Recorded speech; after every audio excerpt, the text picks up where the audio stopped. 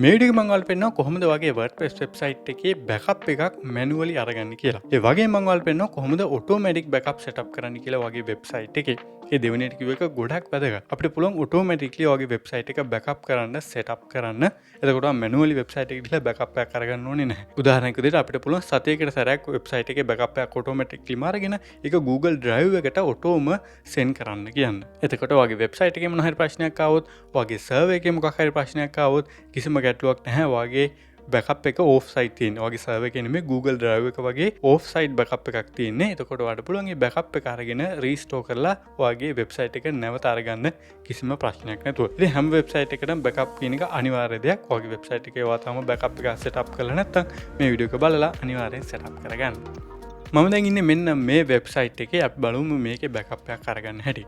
plugins admin වලට ඇවිල්ලා updraft plus කියලා සර්ච් කරන්න. මෙන්න මේ plugin එක තමයි අපි use කරන්නේ. ඒක install කරලා activate කරගන්න. හරි, plugin එක activate වුණාම මේ විදිහට අපිට බලා ගන්න පුළුවන් start කියලා button එකක් තියෙනවා. මම මේ close කරලා යනවා updraft plus එකේ settings වලට. හරි, මුලින්ම අපි ඔයගේ වෙබ්සයිට් එකේ manual backup එකක් අරගමු. අරගෙන අපි ඒක download කරගමු අපේ කම්පියුටර් එකට. මොකද ඔයගේ වෙබ්සයිට් එක ඔයා complete කරාට පස්සේ backup එකක් අරගෙන manually ඔයගේ කම්පියුටර් එකේ තියාගන්න එක වැදගත් වෙනවා. ඉස්සරහදී මොකක් හරි ප්‍රශ්නයක් ආවොත්. ඔයාට ඒක කරන්න පුළුවන් මෙතන backup now කියන බටන් එකට click කරලා. එතකොට අපෙන් අහනවා මොන options ද අපිට backup කරන්න ඕනි කියලා. පළවෙනි option එක database එක, දෙවෙනි එක ඔයගේ WordPress files. ඉතින් database එකේ තමයි ඔයගේ WordPress post වුකුම සයිට් එකක් නම් කරන්නේ ප්‍රොඩක්ට්ස් වගේ දේවල් ඇතුළත් වෙලා තියෙන්නේ. ෆයිල්ස් වලට ඇතුළත් වෙනවා ඔයගේ තීම් එක, එතකොට ප්ලගින්ස් වගේ දේවල්. ඉතින් අපිට මේ දෙකම ඕනේ. ඊළඟට මේ තුන්වෙනියට තියෙන ඔප්ෂන් එක අපි ටික් කරොත් එහෙම මේ බෑකප් එක අපිට මැනුවලි විතරයි ඩිලීට් කරන්න පුළුවන්. ඔටෝමැටික්ලි ඒක ඩිලීට් වෙන්නේ නැහැ. මම සාමාන්‍යයෙන් මේ ඔප්ෂන් එක යූස් කරන්නේ නැහැ. මොකද මේ බෑකප් එක මම මගේ කම්පියුටර් එකේ තමයි තියාගන්නේ. සර්වර් එකෙන් මම කොහොමද ඩිලීට් කරනවා. අපි මේක දැන් බෑකප් කරගමු. බෑකප් එක මේ විදිහට ක්‍රියේට් වෙනවා. ඔයාගේ වෙබ්සයිට් එකේ සයිස් එක අනුව මේකට යන වෙලාව වෙනස් වෙන්න පුළුවන්. ඉතින් ඒක කම්ප්ලීට් වෙන්න වෙලාව දෙන්න. හරි. ඔයාලට පේනවා බෑකප් එක කම්ප්ලීට් වුණා කියලා අපිට නොටිෆිකේෂන් එකක් ආවා. දැන් අපිට බලා ගන්න පුළුවන් පහළ අපේ බෑකප් ෆයිල්ස් ටික. සාමාන්‍යයෙන් මේ විදිහට එක එක sections වලින් තමයි මේ බෑකප් එක ක්‍රියේට් වෙන්නේ. database එක වෙනම, plugins වෙනම, themes වෙනම, අපි අප්ලෝඩ් කරපුවා වෙනම, other කියලා තව ෆයිල් එකක් එනවා. දැන් ඔයාලට පුළුවන් මේවා එකිනෙක ඩවුන්ලෝඩ් කරගන්න. database එක උඩ ක්ලික් කරාම ඒක ඩවුන්ලෝඩ් වෙන්න රෙඩි වෙනවා. ඊට පස්සේ download to your computer කිව්වහම මේක ඩවුන්ලෝඩ් වෙනවා. ඊළඟට plugins download to your computer. මේ විදිහට මේ තියෙන ෆෝල්ඩර්ස් පහම අපි ඩවුන්ලෝඩ් කරගමු. හරි, දැන් අපේ ෆෝල්ඩර්ස් පහම ඩවුන්ලෝඩ් වෙලා තියෙන්නේ. ඊළඟට කරන්න ඕන දේ තමයි මේ ටික ඔක්කොම එක ෆෝල්ඩර් එකකට දාන්න වෙබ්සයිට් එකේ බෑකප්ස් කියලා ඔයාලට හොයාගන්න ලේසි වෙන තැනක. මම ඒක දැන් කරන්නම්. ඔයාලා දැන් ෆෝල්ඩර් එකක් හදනවා. මම ඩොමේන් එක දාලා වෙබ්සයිට් බෑකප් කියලා ෆෝල්ඩර් එකක් හදලා ඒක ඇතුළට අර ෆයිල්ස් ටික ඇඩ් කරනවා. මෙන්න මේ විදිහට. හරි, ඒ විදිහට තමයි ඔයාලට මැනුවලි බෑකප් එකක් අරගන්න පුළුවන් වගේ වෙබ්සයිට් එකේ. මේ අපි අරගත්ත බෑකප් එක කොහොමද රීස්ටෝර් කරන්න කියලාත් මම මේ වීඩියෝ එකේ අන්තිමට පෙන්නනවා. දැන් අපි යමු දෙවෙනි පාර්ට් එකට. ඒ තමයි කොහොමද බෑකප් ෂෙඩියුල් කරන්න කියලා. එතකොට ඔටෝමැටික්ලිම වගේ වෙබ්සයිට් එකේ බෑකප් එකක් ක්‍රියේට් වෙනවා. ඒකට යන්න කලින් අපි මේ ක්‍රියේට් කරගත්තු බෑකප් එක මම අපේ සර්වර් එකෙන් ඩිලීට් කරනවා මේ විදිහට. මොකද මම කැමති නැහැ බෑකප්ස් අපේ සර්වර් එකේ තියෙනවට. එතකොට අපේ සර්වර් එකට ලෝඩ් එක වැඩි වෙනවා. හරි, දැන් අපි යමු settings වලට. එතකොට අපිට බලා ගන්න පුළුවන් backup schedule කරන්න තියෙන options ටික. defaultම තියෙන්නේ manual. අපිට පුළුවන් මේක අපිට කැමති කාලයකට වෙනස් කරන්න. උදාහරණයක් විදිහට අපිට daily, ඒ කියන්නේ හැමදාම backup එක ඕන නම් daily තියන්න පුළුවන්. weekly ඕන නම් weekly තියන්න පුළුවන්. ඔයාලට තේරෙනවා. ඒ වගේම අපිට ප්‍රධාන options දෙකක් තියෙනවා. එකක් තමයි files backup කරන්න, අනිත් එක තමයි database backup කරන්න. files කියලා කියන්නේ අර මම කලින් කිව්වා වගේ ඔයාගේ theme එක, plugins වගේ දේවල් database එකට ඇතුළත් තියෙන ඔයාගේ තියෙන post, products තියෙනවා නම් ඒවා අනිත් වගේ දේවල්. මේ duration setup කරද්දී ඔයාගේ website එක අනුව එක වෙනස් වෙනවා. ඔයාගේ website එක නිතරම content add වෙන, නිතරම වෙනස් වෙන site එකක් නම් ටිකක් ළඟ backups ගන්න එක වැදගත්. ඔයාගේ website එකේ නිතරම එහෙම content update වෙන්නේ නැත්නම් ඔයාලට ටිකක් වැඩි කාලයක් තියන්න පුළුවන් backups දෙකක් අතර. ඉතින් මෙතනදී මම සාමාන්‍යයෙන් කරන්නේ fortnightly කියන option එක තමයි files වලට use කරන්නේ. නමුත් database එක මම daily තියනවා. මොකද database එකේ තමයි අපේ post තියෙනවා නම් post, pages, එතකොට products වගේ දේවල් ඇතුළත් වෙන්නේ. ඉතින් මම database එක daily backup එකක් අරගන්න කැමතියි. ඊළඟට අපිට බලා ගන්න පුළුවන් file සහ database එකට ඉස්සරහා option එකක් තියෙනවා. අපිට මෙතනින් කියන්න පුළුවන් කොච්චර ප්‍රමාණයක backups තියාගන්න ඕනද කියලා. උදාහරණයක් විදිහට මේ file backup එක අපි මෙතන 2යි කියලා දාලා තිබ්බොත් එහෙම අලුතෙන් backups දෙකක් ආවට පස්සේ පරණ backups දෙක delete වෙනවා. එතකොට හැම වෙලාවෙම අලුතෙන්ම ගත්ත backups දෙක තමයි ඉතුරු වෙලා වෙලා තියෙන්නේ. ඉතින් ඔයාලට මෙතන කැමති ප්‍රමාණයක් තියන්න පුළුවන්. මම සාමාන්‍යයෙන් ෆයිල්ස් වලට 3ක් වගේ තමයි තියන්නේ. ඊළඟට ඩේටාබේස් වලට මම සාමාන්‍යයෙන් 6ත් 8ත් අතර ප්‍රමාණයක් තියෙනවා. ඒක වෙනස් වෙනවා වෙබ්සයිට් එකකින් වෙබ්සයිට් එකට.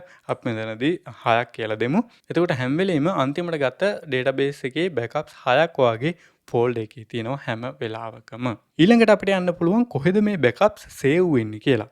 ඔයාලට පේන ඔප්ෂන්ස් ගොඩක් තියෙනවා. Dropbox තියෙනවා, Google Drive තියෙනවා, Microsoft OneDrive තියෙනවා. මේ වගේ ඔප්ෂන්ස් ගොඩක් තියෙනවා. ඉතින් ඔයාලට යූස් කරන්න පුළුවන් කැමති ඔප්ෂන් එකක්. මම ගොඩක් වෙලාවට P Cloud නැත්නම් Google Drive තමයි යූස් කරන්නේ.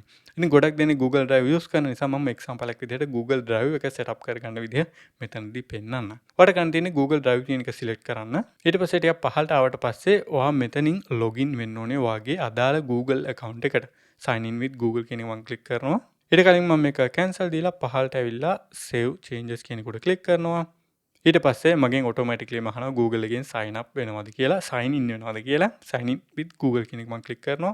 දැම්මට පුළුවන් මට අවශ්‍ය Google account එක ලබා දෙන්න. ඔයා දැනටමත් Google account එකකින් website එකේ log වෙලා ඉන්නවනම් නැත්නම් use another account කියන එක දෙන්න පුළුවන්.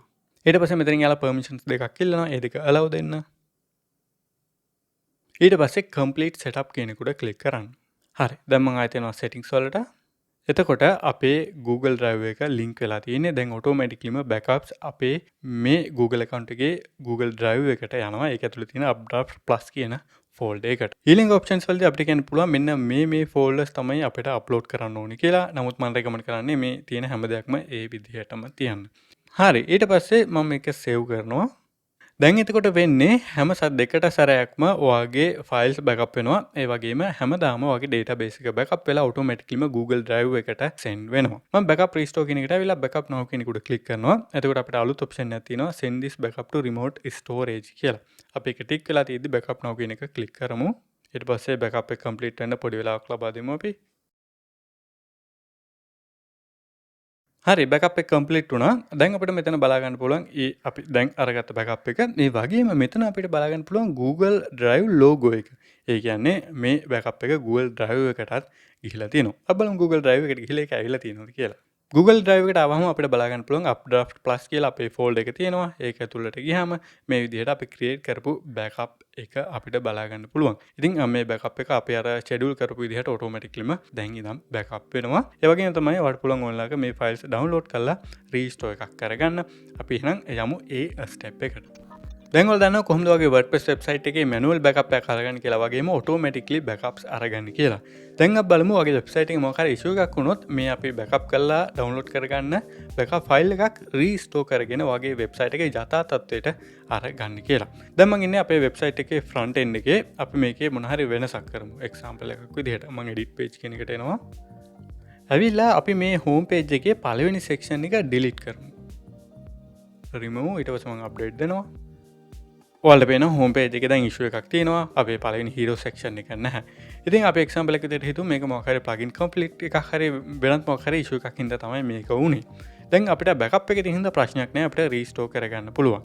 restore කරගන්න මෙහෙමයි. ඔයාලට ගන්න තියෙන්නේ ඔයාගේ WordPress backend එකට ඇවිල්ලා updraft plus backups කියන section එකට එන්න. එතකොට අපිට බලාගන්න පුළුවන් existing backups යටතේ අපේ website එකේ create වුණ latest backups කිහිපය. මේ වලින් දැන් අපිට පුළුවන් මෙතන restore කියන button එක උඩ click කරලා ගොඩක් ලේසියෙන් අපේ website එක restore කරගන්න.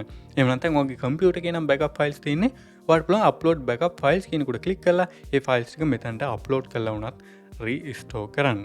ඒ වගේම දැන් ඔයාගේ Google Drive එකේ තියෙනවනේ backups ඔයාලට පුළුවන් ඒවා මෙතන පෙන්නන්නේ නැත්නම් මෙතන rescan your remote storage කියන උඩ click කරන්න. එතකොට එතන තියෙනවා නම් ඒවා ස්කෑන් වෙලා මෙතන මේ විදිහට පෙන්නනවා. ඉතින් අපි මේ තියෙන එකක් දැන් restore කරමු. මම මෙන්න මේ restore කියන බටන් එක උඩ click කරනවා.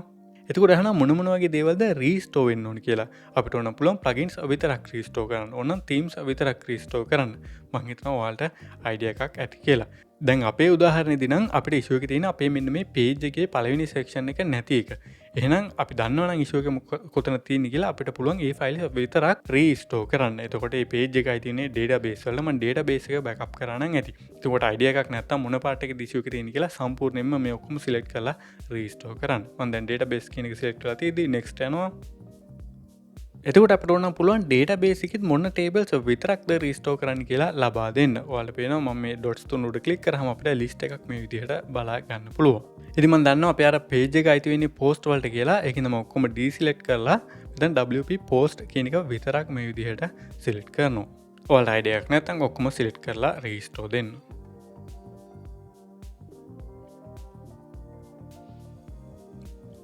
හරි පොඩි වෙලාවකින් පස්සේ මේ විදිහට රීස්ටෝර් සක්සස්ෆුල් කියලා අපිට මැසේජ් එක බලා ගන්න පුළුවන්. දැන් අපි යමු ඩෑෂ්බෝඩ් එකට ආයෙත්.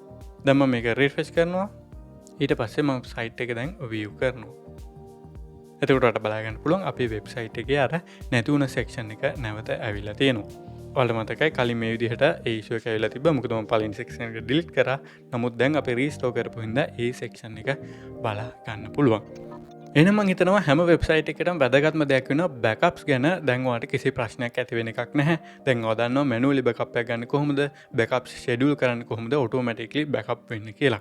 ඒ වගේම ඔයාගේ වෙබ්සයිට් එකේ මොකක් හරි ප්‍රශ්නයක් ආවොත් එහෙම ඒ බෑකප් ෆයිල්ස් යූස් කරලා කොහොමද වෙබ්සයිට් එක රීස්ටෝර් කරගන්නේ කියලාත් ඔයාලට දැන් අයිඩියා එකක් තියෙනවා. ඔයාගේ වෙබ්සයිට් එකේ මොකක් හරි ස්පෙસિෆික් පාර්ට් එකක විතරයි නම් ඉෂුව එක තියෙන්නේ. ඔයාලට පුළුවන් ඒක පොඩ්ඩක් හොයලා බලලා ඒ අදාළ පාර්ට් එක විතරක් ඕන රීස්ටෝර් කරන්න. එතකොට ඔයාලට සම්පූර්ණ වෙබ්සයිට් එක රීස්ටෝර් කරන්න අවශ්‍ය නැහැ. එහෙනම් මම හිතනවා මේ වීඩියෝ වලට උදව් වෙන්නේ නැති කියලා. එහෙම වුණා නම් අනිවාර්යෙන් මේ වීඩියෝ එකට ලයික් එකක් දාලා channel එක subscribe කරලා නැත්නම් subscribe කරලා notifications on කරගන්න. ඉස්සරහට ගෙන WordPress වලට සම්බන්ධ වීඩියෝස් උත් බලන්න. එහෙනම් මේ වීඩියෝ එක බලවට thank you. අපි තාත් වීඩියෝ එක හම්බෙමු. ගිහින් එන්න. bye.